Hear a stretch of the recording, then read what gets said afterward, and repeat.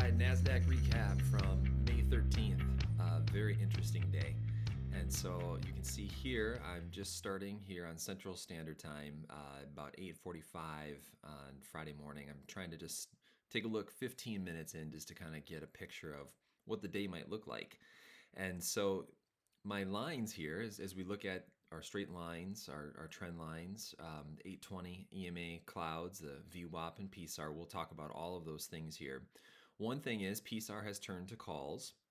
The other thing is this was the high of the day from the previous day, and this is where it finished on the previous day. And I know there were a lot of traders who have noticed that gaps tend to fill. And so many were just expecting to play the second move. If it was going to move up, they were going to play the pullback. And maybe next week this gap will fill, but this was a pretty decent gap where it gapped up in pre.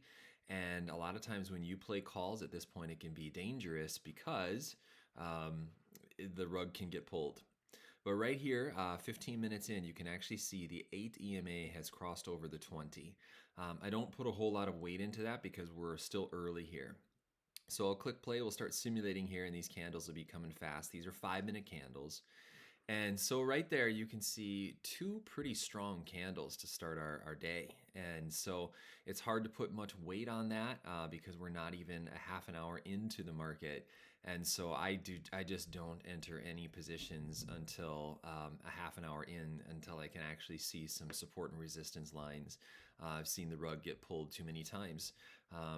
And so this was a kind of a tricky day after having so many red days in a row.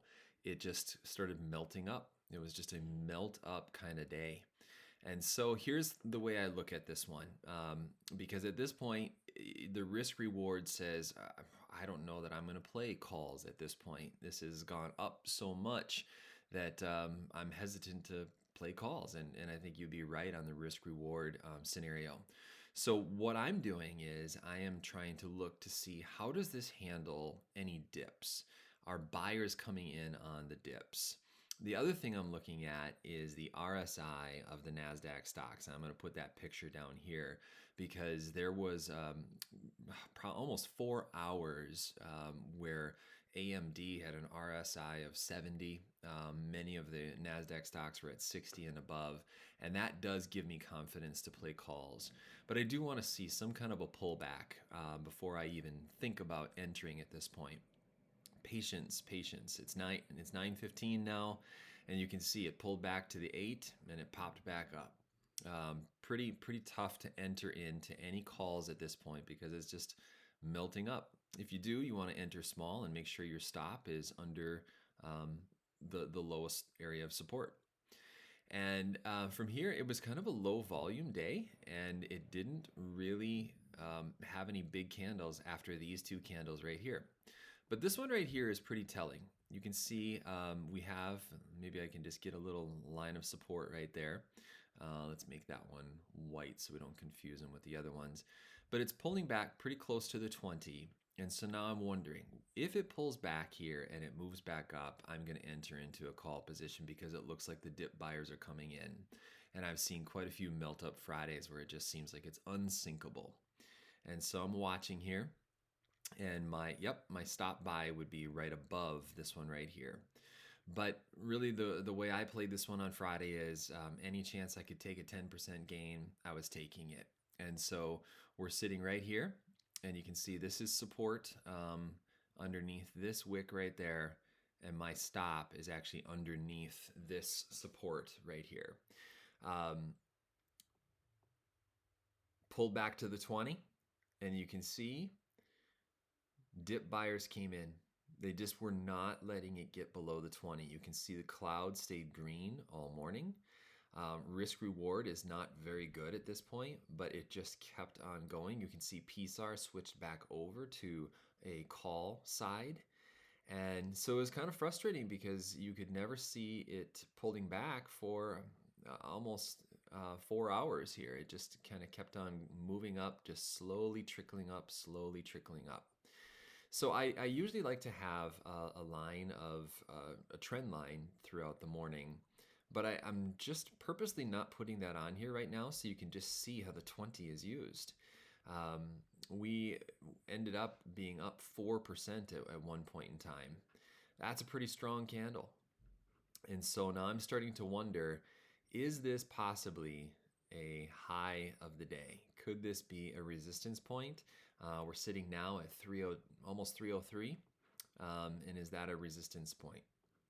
If it is, could we start seeing a pullback? So we're seeing resistance there. We're getting closer to 1130. Pulls back to the 8, but it's not sinking. It's not sinking below the 20, at least not yet. So I am out of my call positions at this point in time, and I am just waiting for some kind of a pullback.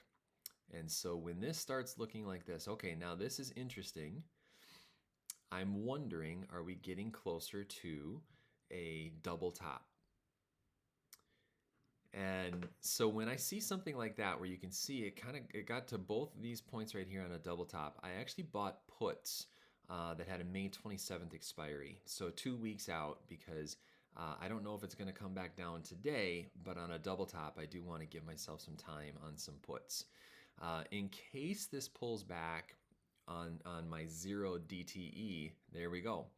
I want to have a buy for puts underneath the 20 EMA. You can see this is the first time all morning that they let it get below the 20 EMA.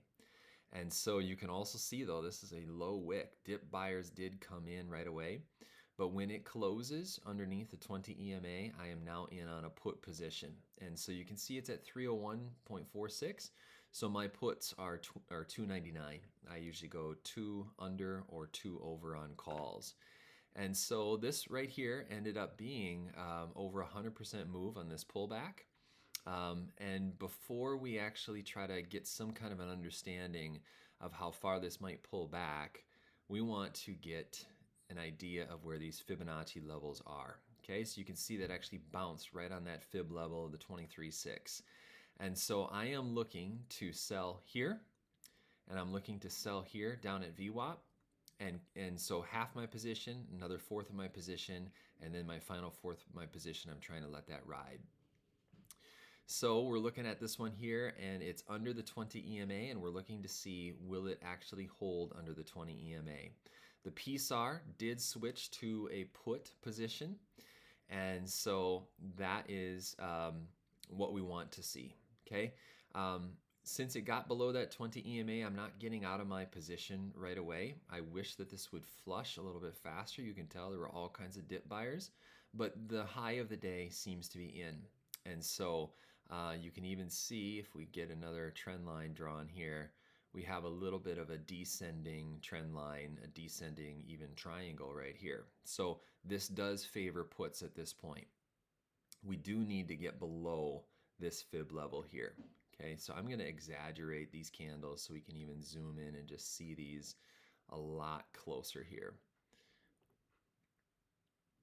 So someone might even look at this and say, you know what, I'm not going to get back in. You can see the bottom of these wicks right here at 300.82, and they might say, you know, I'll put a stop buy on some puts right below that. And there you go, you would have entered at this point in time.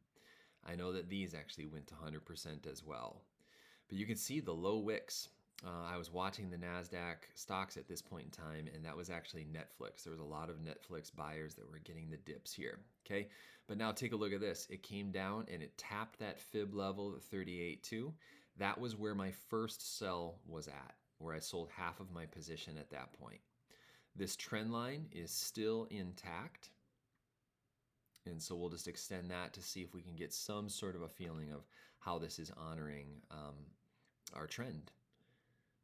So then that was a big flush right there, okay?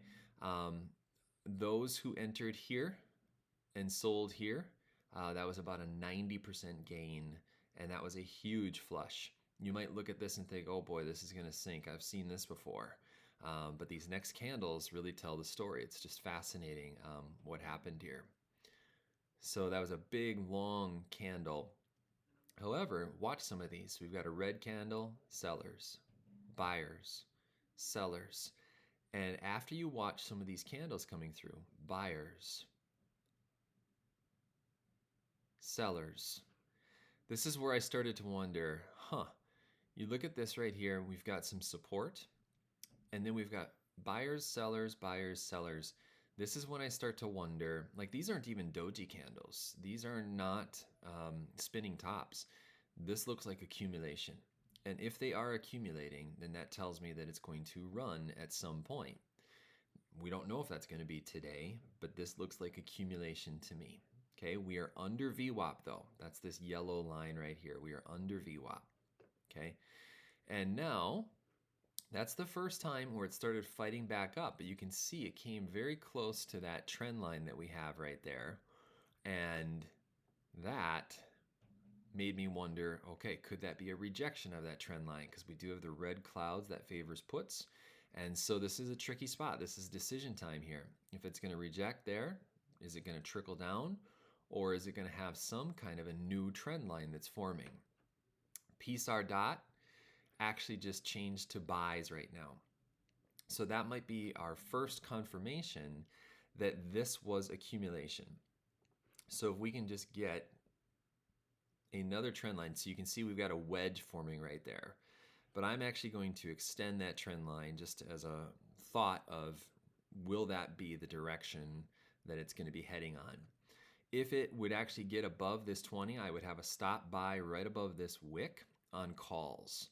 And so you can see it is really on it. Yep, there we go. So we would have gotten in on calls. It hit this fib, and you're going to see it has a little bit of a struggling point with this fib. But I was also watching the RSI of those Nasdaq stocks, and they were all above 65. A couple of them were at 70 at this point.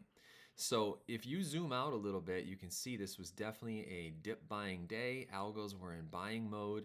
This was just a little bit of a shakeout, a little bit of a retrace right here, but we're now above VWAP. Very strong candle right there. And as you watch RSI and just see that this is holding support, these candles weren't fun to watch. That was 10 minutes of some selling and right at that fib line. But if you watch the RSI and these NASDAQ stocks, you're going to be able to gain some confidence in knowing that you can stay in this position. Also look down here, the 820 EMA, we have a cross right here. And so this was the first moment right here when this candle hit and when this cross happened. This is the first moment where I wondered, are we going to come back up and see the high of the day again? And so I was holding on to a pretty small position. Fridays, I have a hard time trusting Fridays, but I was holding in long enough to say, I think we're going to keep on trickling up, and I want to make sure that I sell before our resistance levels up here. A couple doji indecision candles, I'm out at this point. So that was a 100% move from even from here up to there. That was about an 80% move from here to here. And you can see as that hit the resistance on the day, you can see the first reaction was this candle to be selling down. And so we are really only with a half an hour left on a Friday afternoon. I wouldn't recommend getting in any position at this point in time. But I just wanted to make a video showing what a bullish day looks like in our market. And if we come back and we even, let me get rid of these fib levels here so that we can look on the daily and realize that there was a big gap up on Friday. As I'm looking at this and watching this forward, I am wondering if the 305.6 will be a resistance level, that this could actually move its way up.